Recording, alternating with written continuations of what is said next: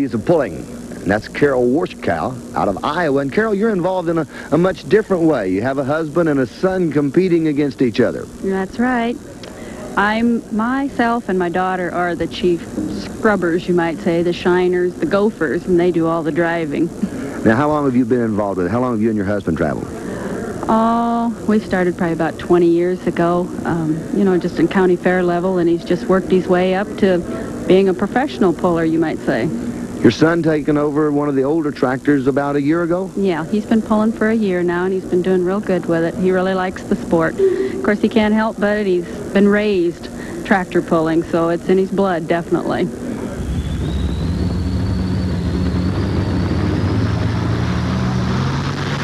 turns the tires hard and leaves like a rocket.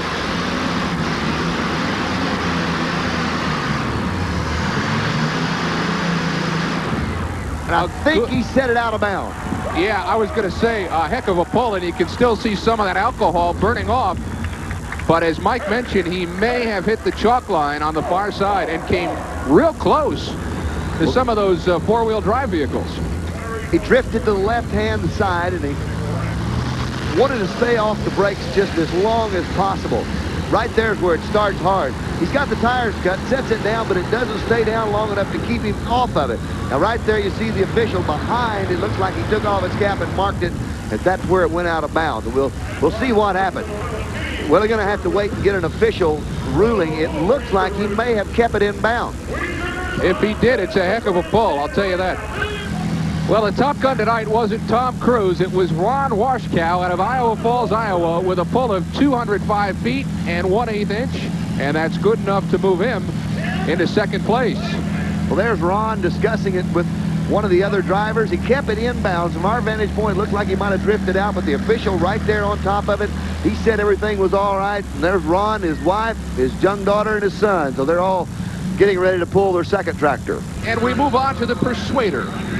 19-year-old Troy Warschkow, his father, driving the twin Allison. Troy making a charge on it. He's pumping up the brakes, making sure they're just right. As the front end comes up, that'll be the only way he has to control it. Brings the power up and hammers it. It's right.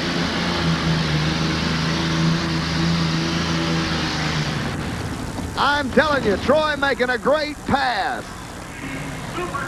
Mike, the force of the Persuader so intense that it literally is bringing down the house. Troy, very good run going all the way down, getting all the power he can get out of it, but look to the right-hand side of the screen as the box comes up and tops. There it is. Yep. A ceiling tile has been dislodged from its resting place by the force of the exhaust out of the Persuader. Wow. That falling from the roof here of the Kemper Arena, a lightweight ceiling tile blown free by the force of the Persuader, and there is where it rested. Ken, we might also add that that thing probably doesn't weigh a half a pound. Yeah. It's harmless as it floats down and rests on the back of a truck. Fort Recovery, Ohio. MILT has a pair of tractors here, each one of them with two V12 Allisons.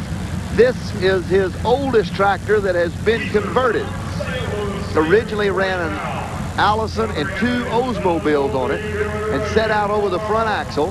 Now he's changed it all around, added another axle or another motor, and sets back over the axle. So it's quite a lot of work done to it. MILT is a truly designing genius. He does a lot of this and does all this himself. The last couple of pulls haven't been, how much this?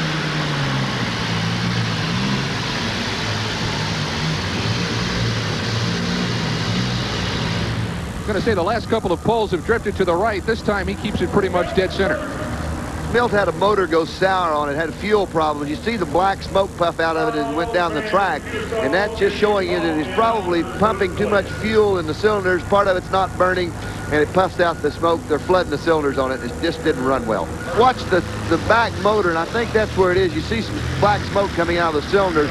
He's flooding the engine down. It's smothering it down. Too much fuel in it. It's not hooking up. Boy, you call that right. Look at that black smoke. He's also got a bent wheel on the left front of it. So for Milt Bergman from Fort Recovery, Ohio, a pull tonight of 149 feet and 11 inches. Not going to make it tonight. The River Rat has set the standard. I'm with Dave Rush, and Dave drives a tractor that's a little bit different in the power plant division. Dave, what kind of engine? A Packard. A Packard. Now, like a car Packard? No, these Packards were used in PT boats in World Wars. Now, it's a big motor. It's even larger than the Allison V12 engines. How many cubic inches? 2490. It's all fabricated. We're running injection. It was basically made on our own bases. It's with Hillborn nozzles and air research turbos. Where do you get parts for a Packard that powered a PT boat during World War II? I have an uncle that sells parts, Packard parts. You have a lot of them at home? At the time, there's enough parts to probably build at least 25 more motors. Originally, as Mike pointed out in his interview with Dave, built for a PT boat, and now a tractor. Sneezing a little bit. Having a little fuel distribution problems, I believe, with it. He's still getting some bugs worked out of it. And he's the only man that we know of at this time that is running this kind of setup on a Packard. It's sneezing. It's what the people or the pullers call it. You see it just kind of hesitate a little bit. It's getting a little backfire out of it. And when it does, the power drops and goes away from it. And it's much like a sneeze, picks up and runs again. I think it's a fuel distribution problem. I look for him to get it worked out. When that happens, watch him. He's going to be there. The #1 fitness exercise in the world. Belly wrapped. Stop! What he's trying to tell you is the legends of world-class championship wrestling are back. Weekday afternoons at 4 Eastern on ESPN. Don't miss it. Because you're no good, son. The U.S. Hot Rod Truck and Tractor Pull Winter Nationals continue now. This is Ken Brew along with Mike Galloway. Earlier we saw the Rambunctious. Here is the new and improved Rambunctious. Milt Bergman behind the wheel. He hasn't done changes since he last ran. This is another tractor that he's got here tonight. He's got 2 throttles on it. Now, here's the man I think has the capabilities of running with Wayne Longnecker, the River Rat.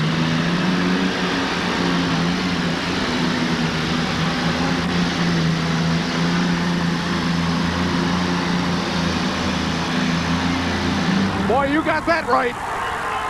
Smoked the tires all the way down to the concrete. He's probably within a very few feet of a wall, but Milt Bergman, all the faith in the world on the sled rider, and he runs it right to the wall. He said, I've got to win it, and here's what he had to do to get there. From about 160 feet on, that 6-pack was all the way up at the top of the sled. Milt comes quickly. He's got a very tall gear in it. Front end is up. It's good balance on it. All the motors are working extremely hard, and he has really got the hammer down on these Allison. A good hook. I mean, it's excellent all the way down. A tremendous job. Milt Bergman, I'm sure, has taken the lead tonight.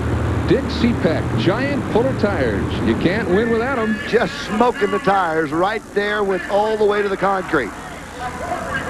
There he is, Milt Bergman, the new and improved Rambunctious. The final tally is in. 3rd place, Ron Washkow, Top Gun. 2nd place, Wayne Longnecker and River Rat. And the winner in new and improved Rambunctious, Milt Bergman. Say hello to Milt right now. Milt, you get a run at 2:11 right off the top by River Rat, and the heat's on for everybody, isn't it? That's true. I honestly didn't think it would work that late in the class. I thought the track is deteriorated enough that it wouldn't work. And Ron is tough. Well, he sure is. Well, they're both tough. Milt, we're going to watch this on replay, and maybe you can go through it with us a little bit. Really, it's a hard track, so at about 5 feet, you know everything's working. You just more or less nail it. And hope you can hold it on the center of the track. Thing to point out is somewhere around 120, 130 foot, I had to bump a brake. It brought the front end down. Then after that, I felt a chatter. And I was really worried about the chatter, but it kept pulling. It just kept lingering.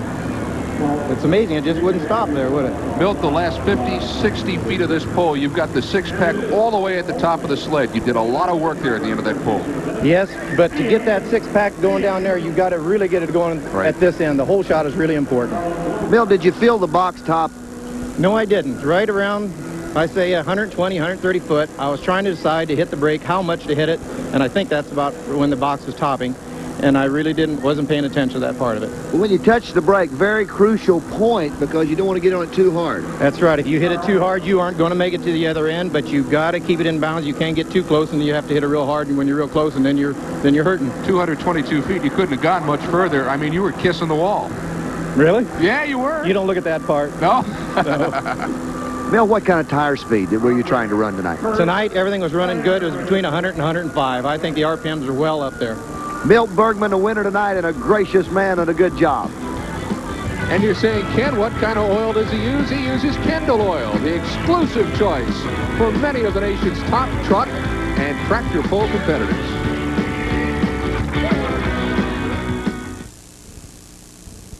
Right now, we are smack dab in the middle of the battle of the monster trucks. This beautiful Ford truck is probably the most recognized motor vehicle in America. Rick Hoosier doing the driving tonight, and a fantastic job in a beautiful 1987 Ford truck called Bigfoot. This is in phase 2 of our monster truck competition as he gets ready to attack the cars. And Rich, he attacks the cars. He doesn't drive over them. He really and truly attacks the cars. Whoa, look at that! Yeah! Rip roaring and riding. I mean, like a rocket, straight up in the air.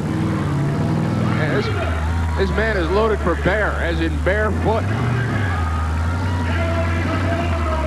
He's going to come back and make another pass. The front and rear steering is working on it real well, and it's helping him turn in these tight places.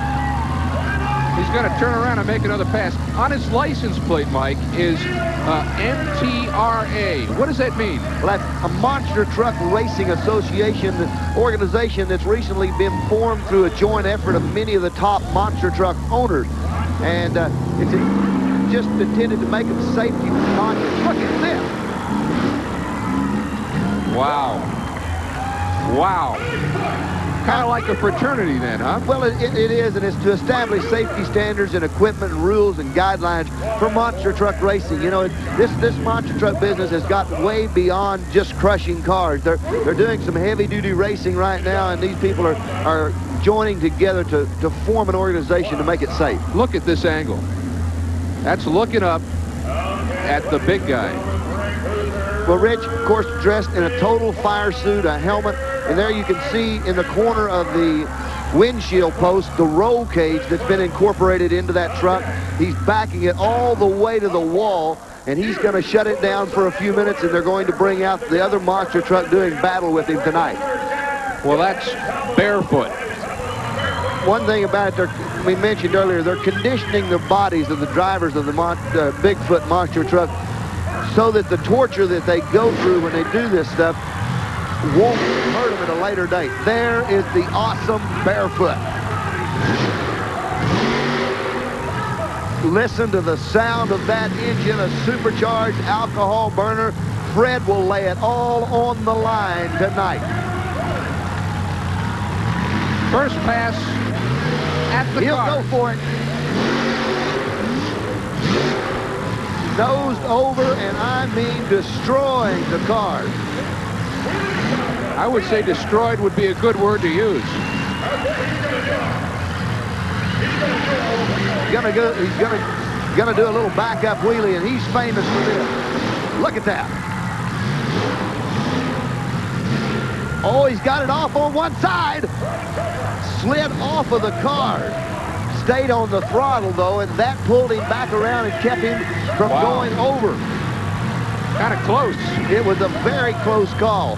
Fred's going to back up, line up a little bit straighter, and he's going to go for it. This will be the one I think you're going to really see Fred put an effort on this jump. I think he's really going to get out there and get after this wheelie. Look at that when he just touches the throttle. Instant response. Here we go. He's hammering it. Look at that. Oh!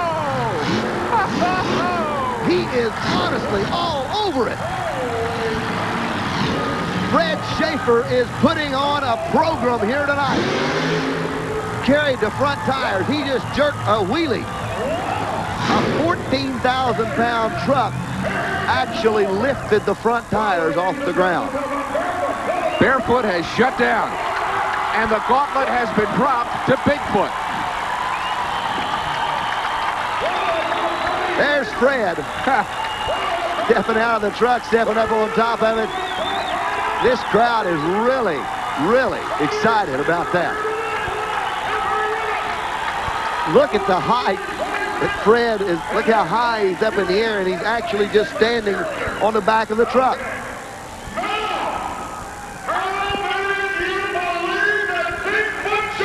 There is Barefoot mascot. Now, the Barefoot actually comes from a couple of bears. He has a couple of black bears at his home in Granite City, Illinois, called Sugar and Spice. Now, you're not putting me on. No, this is true, and this is where the name Barefoot comes from. He has 2 6-foot-tall black bears, Sugar and Spice, in Granite City, Illinois. And he's got the crowd in a frenzy right now. This is called playing to the house. Well, they're loving it. And it's been a great night of competition all the way around.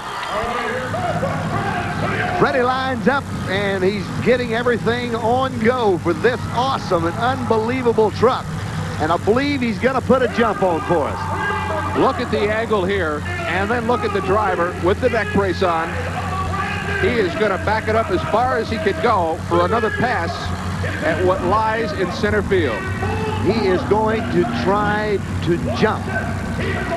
See how many cars he can jump. And I believe they're going to take the distance off of the front tires. Off of the front tires. Neck brace, shoulder harness in place. This has got to be hard on a person's body. He has got to jostle around inside that tough fierce, regardless of the straps and everything. Here he goes. He's going for it. Look at that. Just tremendous effort, jumping several cars. But Bigfoot has still yet to be heard from. Well, Rich is lining up right this moment. He's got to go further. The way I saw it, looked like that Barefoot landed on the red Plymouth, of what's left of a red Plymouth on trackside. That's good. That's what's left of a red Plymouth. Well, look at that. The first car is acting as a launching ramp. Right. There's tires that have been ripped off of it. Of course, the roof is gone and has been since they first attacked these cars. Rick strapped in and getting ready to go. This is it. This is the jump. He's not letting up. He cleared him. He cleared him. Can he shut it down? He did it. He did it. What a jump. What a way to finish the competition. What a tremendous effort for the man with the Bigfoot truck. Unbelievable. A flying start and a flying finish. So in the monster truck competition, the sled pulling goes to Barefoot. The wheel standing to Barefoot as well. A big finish for Bigfoot in the jumping, but the overall monster truck winner tonight, Barefoot. The Greater Kansas City Ford dealers have presented the Budweiser U.S. Hot Rod Truck and Tractor Pull Winternationals. Brought to you by Budweiser, the king of beers, and proud sponsor of the 1988 U.S. Olympic team. For all you do, this Bud's for you.